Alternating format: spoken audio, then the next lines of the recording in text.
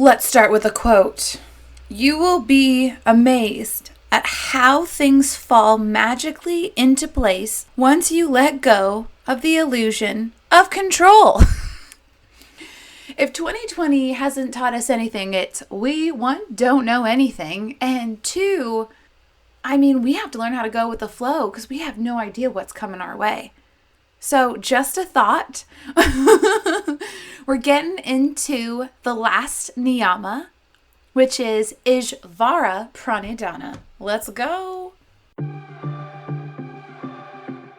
So you've been to a few or maybe many yoga classes and you are hooked. Somehow you feel better, kinder, more connected to yourself and those around you. Your friends view you as a hippie now, and your parents, well, they think it's a phase. Regardless, when you are on your mat, you are home. Yoga teachers and students, come learn how yoga can help you navigate the daily grind, breakups, your anxiety from a place of clarity and compassion.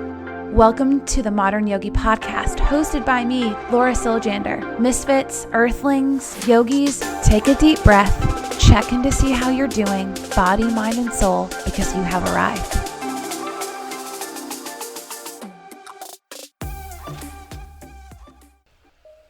Okay. Welcome back, Modern Yogis. If this is your first time, then welcome. Stoked to have you.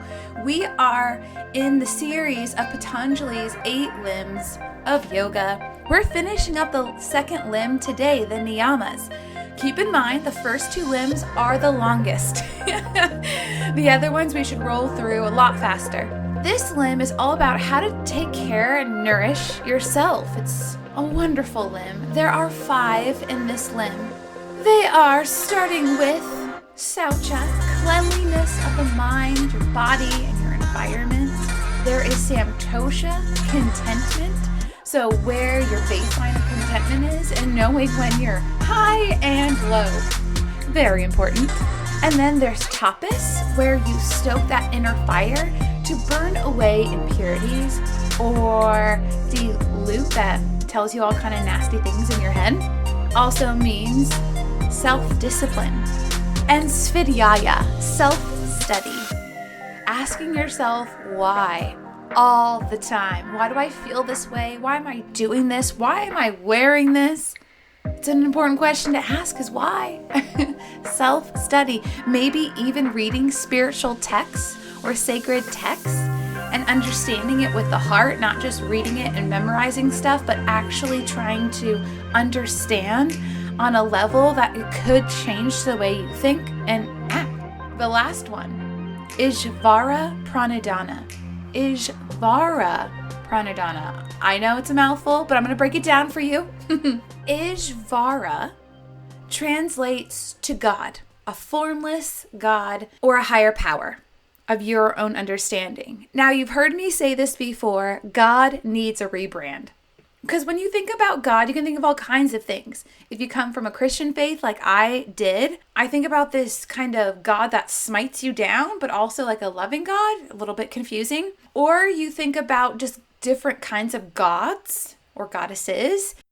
Or maybe you're like, I'm an atheist, I don't believe in any of that stuff. So here's my little caveat on God. It's the God of your understanding. It's the higher power of your understanding. Now, I think that Laura's brain can't comprehend what God actually is in its entirety, but that's my brain.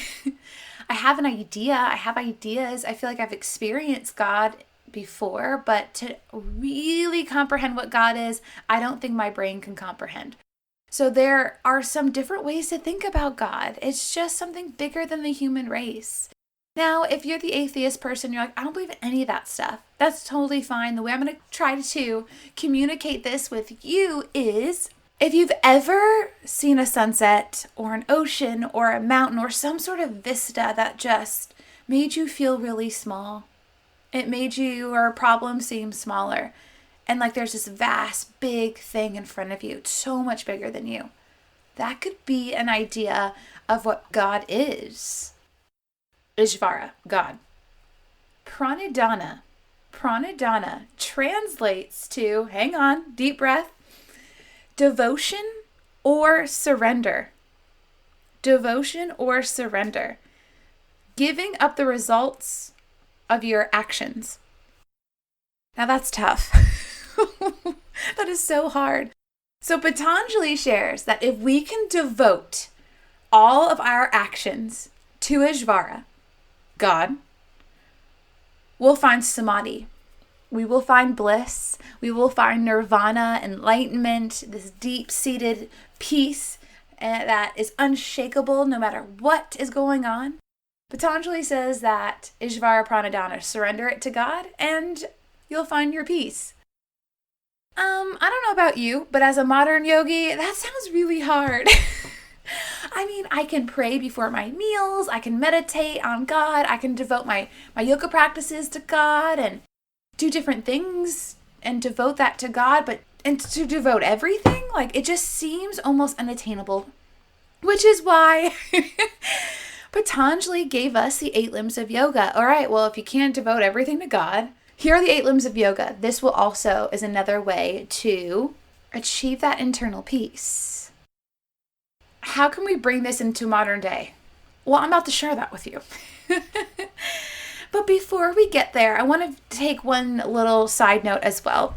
In the modern world, we view the word surrender as weak. But in yoga, it is strength. Just like how in the modern world, we view power as awesome and compassion as like, oh, that's cute. If you stand up and be the bulldog, fight for what you want, like that's great, that's wonderful. But if it's not balanced with any compassion, well, then you're just going to sound like a bully. So that's why it's interesting, that little balance of both, but how our modern world really values power, or how our modern world will look at something as surrender as weak. So just a little thought, just a little thought there. The way that we can view this in the modern world or introduce this into our lives is, in the beginning of a yoga class, when your yoga teacher will say, hands in Anjali Mudra, heart center, feel free to cultivate an intention here, or I will provide you with an intention, take it or leave it. Our intention for our yoga classes is a way to devote our practices to a higher power. Or it is a way to devote our yoga practice to maybe our family, our community, Black Lives Matter, like these movements that are bigger than us. That's a way that you can devote every breath, every asana or posture, that whole 50 minutes to 90 minutes, however your practice, however long it is, towards this thing. It's a beautiful way to devote or bring Ishvara Pranidhana in your life is through intention. And returning to that intention when your mind starts to wander, especially at the end of a yoga class, when you're like cooling down, but it's not quite Shavasana and you're holding these stretches and your mind's like, I'm hungry. That was a really mean thing that person said to me. Instead, it's no, come back to that intention. What was that intention? Because you're devoting your time, devoting your practice to something bigger. Now, something you may be thinking is, but the niyamas is how to take care of me.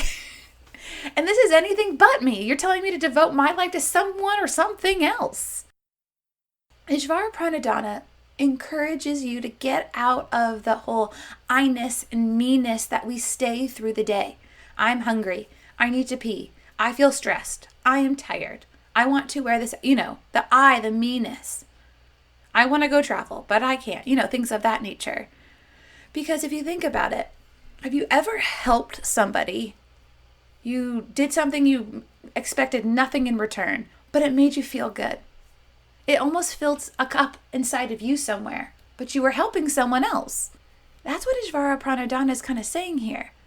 To devote yourself to something bigger, to something else outside of your I-ness, your me-ness, could make you feel better. Sometimes that's why when you feed your pet and you watch them eat and you're like, oh, you did something for your pet, not expecting anything in return, but it fills your cup up in some sort of way. That was just a little example. When I feed my wild rabbit, my wife and I just like to watch him eat And we just like, oh, it's so cute. He's doing nothing for us except for filling up our cups in some odd way. Yet we're serving him, our rabbit. Follow my Instagram stories if you want to see our pet rabbit, Christopher. So I'd like to bring in Brahmacharya from the first limb of yoga, the yamas. And just to revisit Brahmacharya in this way, it's what are you devoting your life energy to? Where are you devoting it? Where do you put most of your energy, your work, your time, and your love into? Does it serve the intention of your life's purpose? Big question here. This goes hand in hand with Ishvara Pranidhana in many ways, but one of the more obvious ways is when you're working a job most days of the week for the prime hours of the day, and you probably feel like this is not contributing to anyone really. Am I really making a difference? Gosh, that can bring some existential crises into the mind. What am I doing with all my time? What am I doing in my life? Where am I devoting all this life energy to? Is it just a paycheck? Is that enough? That's what one of the aspects of Brahmacharya asks us to look at. But do you see how we're getting a little bit more out of this I-ness, this me-ness, and trying to bless the greater good? Because in turn, it lets us feel like we're actually making a difference in the world. You're devoting your work to something bigger. You set an intention for your yoga class as a way to practice Ishvara Pranidhana. You feel grateful in the moments and just say a quick, thank you, God. Thank you, divine. Thank you, the God of my own understanding, for this vista, for my cereal. These are little ways that you can practice Ishvara Pranidhana in a modern way throughout the day. So I hope that helped. I hope that helped with this last aspect of the second limb of Patanjali's Yoga Sutras. Yes, this is awesome. We're on the roll now. So the next one is asana. And I've actually done already asana episode. It's called Move That Body. So I'm not going to record it again because I just did it a few months ago. So if you want to go in order, we went through the niyamas. We're done with the niyamas. The next one is asana, or the postures and the movements of yoga. I'll link in the show notes that episode, but it's called Move That Body Asana. And then the next episode will be pranayama, breathing techniques. Remembering to practice that compassion with your thoughts, practice that compassion with your speech, and to practice that compassion with your actions by living your yamas and niyamas. I'll talk to you soon. I'll talk all about breathing. Namaste. Shalom. Pure Vida.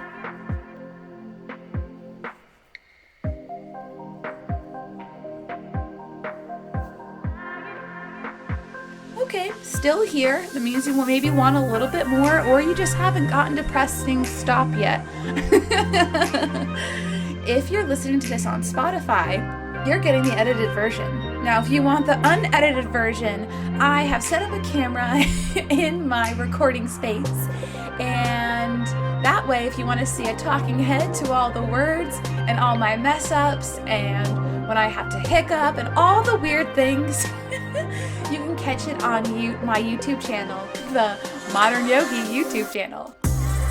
If you want a little bit more, follow me on Instagram, practice_compassion. And I am actually in the middle of a chakra series on YouTube. There is a yoga class and meditation for each chakra. And I'm hoping sometime in 2021 to record an episode on each chakra. So that is what's coming your way. Again, if you're interested in full yoga classes, they're free. You can do them in your living room or your bedroom. Hit up the Modern Yogi YouTube channel. It's awesome! All right, tune in for the next swim. Meow!